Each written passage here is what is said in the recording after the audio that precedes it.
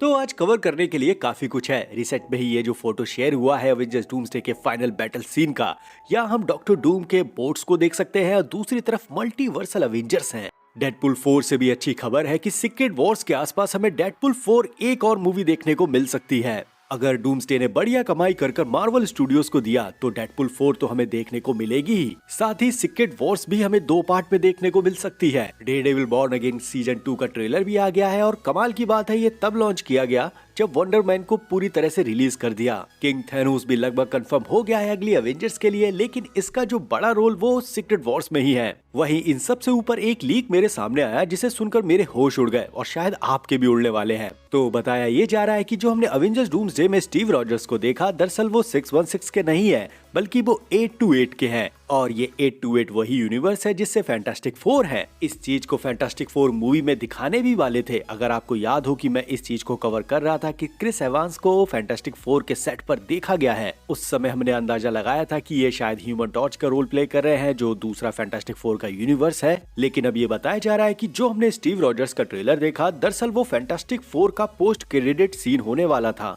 इस लीक में ये भी इंफॉर्मेशन है कि स्टीव रॉजर्स और पैगी कार्टर अपने बेटे जेम्स के साथ किसी बेसबॉल स्टेडियम में है। अब एक सेकंड रुक कर जरा इस चीज को रिकॉल करें तो हमारे सामने अब तक ये आया है कि जो एंड गेम में कैप्टन अमेरिका थे, उन्होंने पास्ट में ट्रेवल किया, पैगी के साथ रुकने का फैसला किया और वो ओल्ड मैन कैप बनकर बाद में एंड गेम के इवेंट में दिखाई दिए। ये तब तक परफेक्ट भी लग रहा था कि हाँ, कैप्टन ने ब्रांच टाइमलाइन क्रिएट की और वो फ्यूचर में आके मिले। वहीं जब डूम्सडे का कैप वाला टीजर आया तब हमने ये चीज भी नोटिस की कि एक तरफ तो हमारे पास ओल्ड कैप्टन अमेरिका है जिन्होंने अपनी पूरी जिंदगी जी है, दूसरी तरफ उनका जो जवान वर्जन है, क्या इसने डूम्सडे और सीक्रेट वॉर्स का पूरा इवेंट देखा है? और शील्ड और अपने लूप को कंप्लीट करने के लिए ये एंड गेम का इवेंट फिर से हो रहा है। इसको हमने डिटेल्स में कवर किया था लेकिन एक भी चीज सेंस नहीं बना पाई।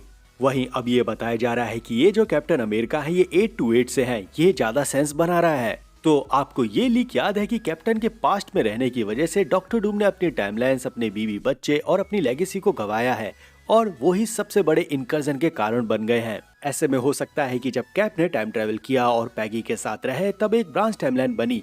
टीवीए ने इस ब्रांच टाइमलाइन को प्रोन नहीं किया बल्कि फैंटास्टिक 4 के यूनिवर्स 828 में प्लांट कर दिया। और ये सेंस भी बनाता है इस चीज को ध्यान में रखते हुए कि एमसीयू में पास्ट बदलने से फ्यूचर नहीं बदलता। और ये जो रियलिटी शिफ्ट दिया गया, इससे डॉक्टर डूम के लिए 2 चीज हो पाई। नंबर 1, कैप ने लेटवेरिया की कहानी में इंटरफेयर किया जिससे डूम की ओरिजिन पूरी तरह से बदल गई। लेटवेरिया पहले ही आजाद हो गया जो कैप ने करवाया। नंबर 2, ये भी हो सकता है कि जो 828 यूनिवर्स है उसकी पास्ट हिस्ट्री को 616 से रिप्लेस किया जा रहा हो। इसका रीजन मुझे लगता है कि जैसे टोनी के फादर हावर्ड और मारिया है, वैसे ही डॉक्टर डूम के फादर वार्नर और सिंथिया होंगे। और 828 में जहाँ डॉक्टर डूम का ओरिजिन होना था, उससे पहले एंड गेम का इवेंट हुआ जहां से एक ब्रांच टाइमलाइन क्रिएट हुई कैप्टन अमेरिका की, उसको 828 में प्लेस कर दिया या पास्ट में उन इवेंट को डाला गया जो वार्नर और सिंथिया जो डॉक्टर डूम के माँ बाप हैं, और ये बिल्कुल वैसे ही होंगे जैसे हावर्ड और मारिया हैं। अब इन्हें वो रास्ता नहीं दिया गया जिससे डॉक्टर डूम पैदा हो, बल्कि इन्हें वो रास्ता मिला है जिससे कैप्टन अमेरिका बने। और जैसे हावर्ड की लाइफ 616 में थी वैसे यहाँ 828 पर हो। पर ये सब हो रहा है पास्ट में, और ये मैंने जो कुछ भी बोला ये बहुत बड़ी खिचड़ी है। सरल भाषा में बोलूं तो 828 का पास्ट बदला जा रहा है और उसका पास्ट 616 जैसा डिसाइड हो रहा है, ताकि जो इस यूनिवर्स की कहानी है वहाँ डॉक्टर डूम पैदा ना हो बल्कि 616 की तरह एक टोनी स्टार्क पैदा हो। क्योंकि हम जानते हैं कि फैंटास्टिक 4 के यूनिवर्स से ही डॉक्टर डूम होना चाहिए जैसा हमने कॉमिक्स में देखा है। लेकिन फर्स्ट स्टेप देखने के बाद समझ में आता है कि यहाँ डॉक्टर डूम का कोई नाम और निशान भी नहीं है। वही जब डॉक्टर डूम की एंट्री होगी और जब वो इस मल्टीवर्सल ट्री में देखेगा कि ह्यूमन्स और कैंग के एक वेरिएंट ने उसकी लाइफ को जोकर बना दिया है, उसने एक लाइफ जी है टोनी स्टार्क बनकर, और वो कैसे सरकार और हीरोज के बीच में फंसा रहा। वहीं जब वो 838 में गया तब उसने देखा कि उसके बीवी बच्चे किसी और के नाम पर हैं, और जब इसका रीजन जाना तब ये पता चला कि पास्ट में कैप्टन अमेरिका को यहाँ प्लांट कर दिया है, जिसकी वजह से उसके माता पिता और लेटवेरिया की कहानी भी बदल गई और इस यूनिवर्स में कभी एक डॉक्टर डूम बन ही नहीं पाया। ऐसे डॉक्टर डूम ये सारी चीजों को देखकर अपने आप में एक शर्मिंदगी पैदा करेगा, मतलब उसकी जिंदगी को सर्कस बना दिया है। हीरोमेंस उसके गैंग के वेरिएंट ने उनकी लाइफ के साथ खिलवाड़ किया और सुपर हीरोज ने उसके बीवी बच्चे, लेटवेरिया और यहाँ तक उसकी लेगेसी को भी नहीं छोड़ा। ऐसे में डॉक्टर डूम का मोटिव साफ हो जाता है कि वो मल्टीवर्स को तो बचाएगा ही, लेकिन इन सभी सुपर हीरोज को जिंदा रहने का कोई हक नहीं होगा। फिर इसके बाद बात करें अगली अपडेट की, तो मैड टाइटन थैनोस हमें अवेंजर्स डूम्सडे और सीक्रेट वॉर्स दोनों में देखने को मिल सकते हैं। डूम्सडे में डॉक्टर डूम के साथ थैनोस का एक सीन होगा जहां डॉक्टर डूम थैनोस की पूरे स्केलेटन को बाहर निकाल देता है। ये शंघाई के लाइट शो में भी हमें देखने को मिला। वहीं दूसरी तरफ जो सीक्रेट वॉर्स में हमें थैनोस देखने को मिल रहा है वो हमें दिखाई देगा किंग थैनोस के रूप में। इस थैनोस के वेरिएंट ने अपने यूनिवर्स को कॉन्कर कर लिया होगा और कई सालों तक उस पर रूल कर रहा होगा। सीक्रेट वॉर्स में इसकी हिस्ट्री कुछ ऐसे तैयार हो जाएगी कि इसने इनकर्जन को रोकने के लिए, मतलब अपनी अर्थ के इनकर्जन को रोकने के लिए न जाने कितनी सारी अर्थ को नष्ट किया है। भले ही थैनोस का कैसा भी मोटिवेशन रहा हो, लेकिन उसकी कोशिश यही थी कि यूनिवर्स को एक स्केल पर बैलेंस रखना। फिर इसके बाद करें डेडपुल 4 की, तो तेजी से खबरें आ रही हैं कि मार्वल का इरादा डेडपुल की चौथी मूवी बनाने का भी है। डेडपुल 4 की बजाय अब इसे डेडपुल एंड वुल्वरीन 2 कहना ज्यादा सही है, क्योंकि जब से फॉक्स के ये कैरेक्टर एमसीयू में आए हैं तब से इनकी कहानियों को बदलने का लगातार प्रयास किया जा रहा है। एक तरफ एमसीयू फेज 7 में नए एक्समैन के लिए फ्रेश एक्टर देगा, वहीं दूसरी तरफ पुराने एक्टर हैं उनको लगभग अलविदा कह दिया जाएगा। लेकिन वुल्वरीन और X-23 इनको अलग अलग यूनिवर्स में सेटअप किया जा रहा है और इसमें नाम वांडा का भी है। म्यूटेंट सागा जिसकी शुरुआत वांडा से होगी और यही एमसीयू नए फ्रेश एक्टर के साथ एक्समैन को सेटअप कर देगा। ज्यादातर कहानियां जो हमें फेज 7 की शुरुआत में देखने को मिलेंगी, उनकी कहानियों को सीक्रेट वॉर्स के एंडिंग में सेटअप कर दिया जाएगा। इसीलिए सीक्रेट वॉर्स इतना बड़ा इवेंट बन जाता है क्योंकि उसे पहले मल्टीवर्सल सागा को एक अच्छा अंत देना है, फिर उसके बाद उसकी नई शुरुआत फेज 7 में उसे दिखानी है। इसीलिए तो ये रूमर सामने आ रहा है कि सीक्रेट वॉर्स हमें 2 पार्ट में देखने को मिल सकती है।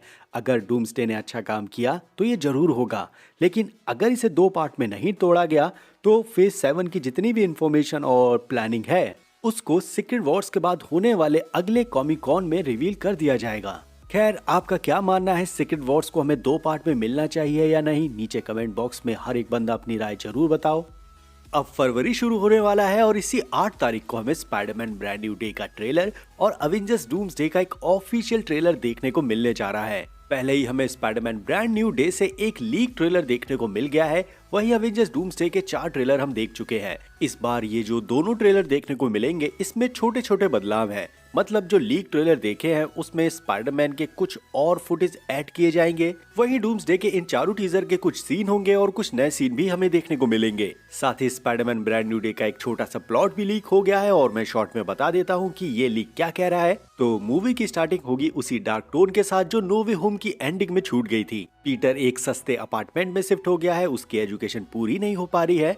हैप्पी भी नहीं जानता कि पीटर पार्कर कौन है, उसकी गर्लफ्रेंड उसके दोस्त पीटर से दूर हो गए हैं। पीटर वही लेटर पढ़ता है जो एमजे को सुनाने वाला था और इसे पढ़कर खुद ही अपने आप में बेहतर महसूस करता है। ये मूवी मेंटल इलनेस को लेके साथ चलेगी जिससे पीटर अपने मेंटल ट्रॉमा को फेस करेगा। इसके रिजल्ट में पीटर एग्रेसिव होगा और अपने पावर पर कंट्रोल खोने लगेगा। इसीलिए वो ब्रूस बैनर से मदद लेगा कि कैसे उसने अपने इस राक्षस को कंट्रोल किया है। एमजे के साथ उसका नया बॉयफ्रेंड हैरी ऑसबॉर्न भी इस मूवी में नजर आएगा और जब पीटर ये देखेगा कि एमजे और हैरी साथ में हैं, तब वो इस चीज को स्वीकार भी कर लेगा। फिर इसके बाद एक छोटा मोन्टाज दिखाया जाता है कि पिछले कुछ महीनों से स्पाइडरमैन किन किन विलन से लड़ा है। इस मोन्टाज में छोटे मोटे चोर भी हैं और कुछ अच्छे विलन भी हैं। यहाँ इस चीज को ऐसे एस्टेब्लिश किया जा रहा है कि जैसे दुनिया ने पीटर पार्कर को भुला दिया, वैसे ही पीटर पार्कर खुद को बुलाना चाहता है। बस वो एक फ्रेंडली नेबरहुड स्पाइडरमैन बनकर अपनी सिटी को बचा रहा है। स्पाइडरमैन के बढ़ते इंटरफेयर के कारण डैमेज कंट्रोल स्पाइडरमैन को टारगेट करेगी। वहीं दूसरी तरफ पीटर जो डिप्रेशन को झेल रहा है वो और भी अग्रेसिव होने लगेगा, जिसकी वजह से पीटर स्पाइडर जैसा बनने लगेगा। और ये पीटर के साथ पहली बार नहीं हो रहा है,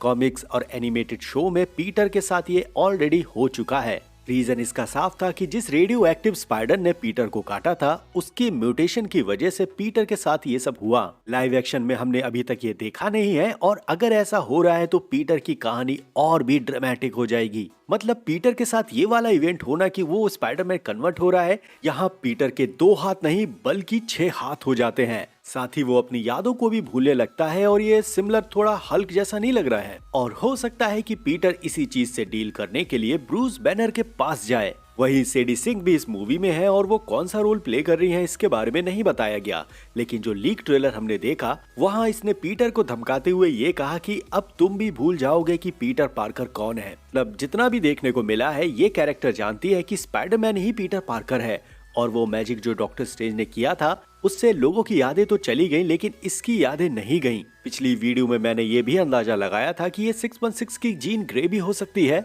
जैसे कमाला खान एक म्यूटेंट होने के बावजूद भी मिस मार्वल है, वैसे ही कई सारे म्यूटेंट 616 पर हैं, पर इनको याद नहीं है कि इनकी ये लाइफ कैसे यहाँ इनको मिली। क्योंकि सेक्रेट टाइमलाइन जब तक थी तब तक इनकी लाइफ एक नॉर्मल ह्यूमन की तरह थी, लेकिन जब ये मल्टीवर्सल ट्री बना तब हर एक की टाइमलाइंस और इनकी कहानी बदलने लगी। वो कैरेक्टर्स और सुपर हीरोज भी सामने आने लगे जिनकी पहचान ह्यूमंस ने एक नॉर्मल रखी थी। ऐसे ही यहाँ पर ये 616 की जीन ग्रे के साथ है। इस मूवी में पनिशर भी है और बताया जा रहा है कि पनिशर जीन ग्रे का एक प्रोटेक्टर है जो स्पाइडरमैन से जीन ग्रे को बचाता है। ये कैसे हो रहा है? तो मे बी सैडी सिंह का जो कैरेक्टर है वो साइकिक पावर भी रखता है, लेकिन यहाँ ये मेन विलन नहीं है बल्कि टूम्बस्टोन को इस मूवी का मेन विलन बताया जा रहा है। कई रेड निंजा और हेड ग्रुप जो हमने पिछले लीक ट्रेलर में देखा था वो इस टूम्बस्टोन के लिए काम करते हैं।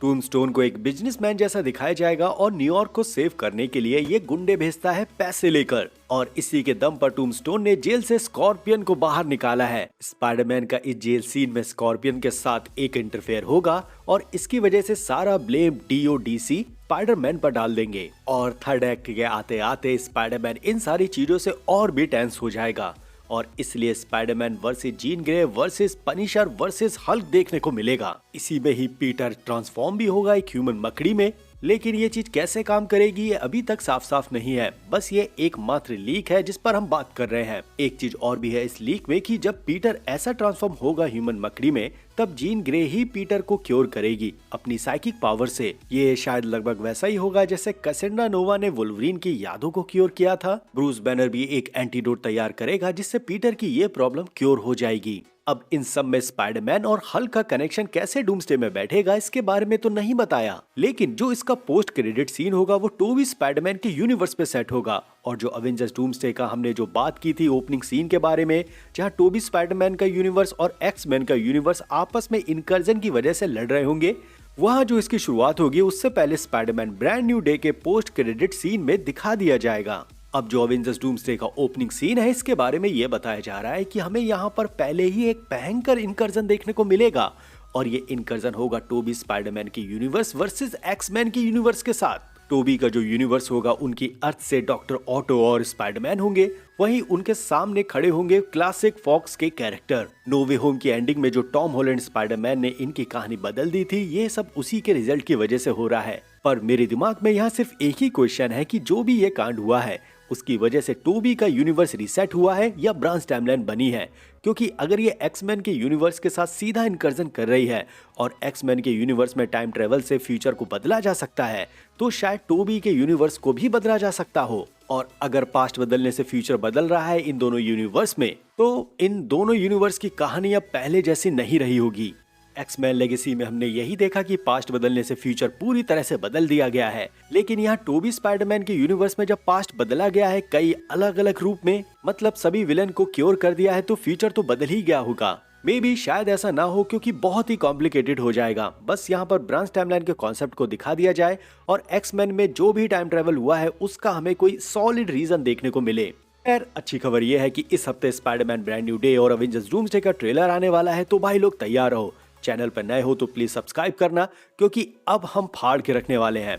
कई सारी थ्योरीज, न्यूज, अपडेट, पता नहीं क्या क्या है जिसको मैं अब लगातार कवर करने वाला हूं। तो भाई लोग सपोर्ट देते रहो, मैं आपको ऐसे ही माल फेंकता रहूंगा। अब मिलते हैं अगली वीडियो के साथ, तब तक आप अपना ध्यान रखो, मजे लो, लव यू। और हाँ, अगर आप मेरे ब्लॉग देखना चाहते हो, जिसको मैं ब्लॉग कह रहा हूँ, पता नहीं क्या कर रहा हूँ वहाँ पे, लेकिन आप अगर देखना चाहते हो तो लिंक आपको नीचे डिस्क्रिप्शन में मिल जाएगी। फिलहाल बाय।